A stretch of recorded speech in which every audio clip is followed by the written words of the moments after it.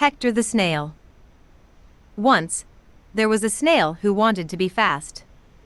But of course, snails are very slow. They don't have long legs to run with, and they're too small to move quickly.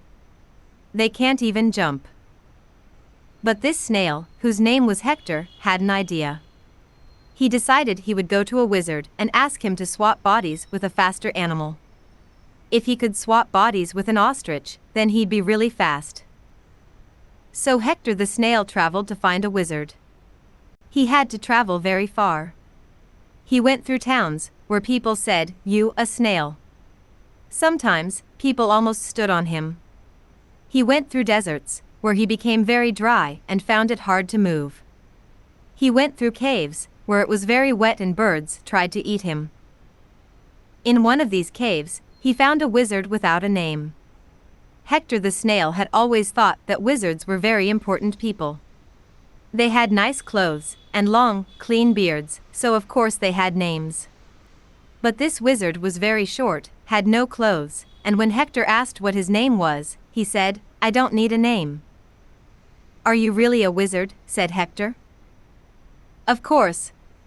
"Are you really a snail?" "I'm not like the wizards you find in books." "Bah. Who wants to be like them?" "Then everyone comes to you and asks you to solve all their problems." "Oh," said Hector. He wanted the wizard to solve his problem. "Oh, go on, tell me what it is," said the wizard. "I like snails more than people, so I might solve your problem. If I feel like it." So Hector explained his problem. "Huh," said the wizard.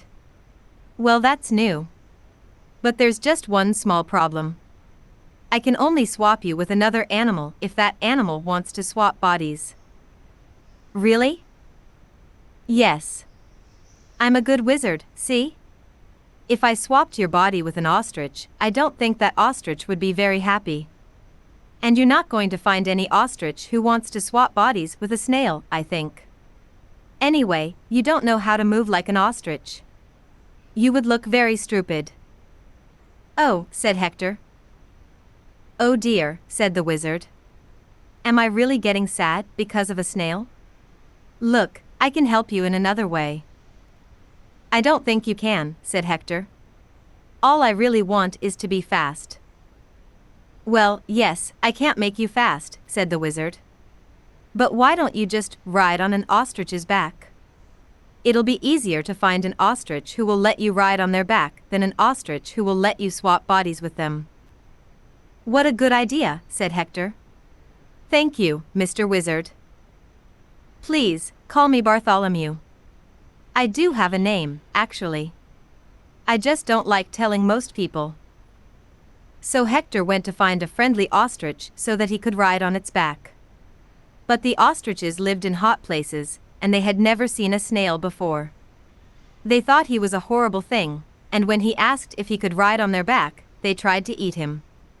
Hector was afraid, because he thought the ostriches might take his house off his back, so he ran away.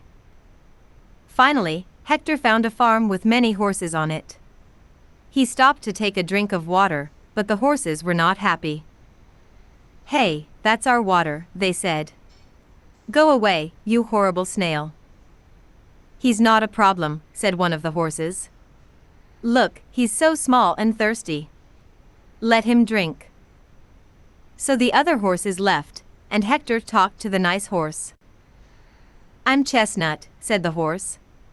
"We don't have a lot of snails around here. Are you new?" "Yes," said the snail. "But I probably won't stay long. I left home looking for a wizard, because I wanted to swap bodies with a faster animal. But I couldn't do that, so I tried to ride on an ostrich's back. But they didn't want that, so now I'm here. And the other horses don't like me either." "If you want to ride on an animal's back," said the horse, "then ride on mine." "Oh," said Hector.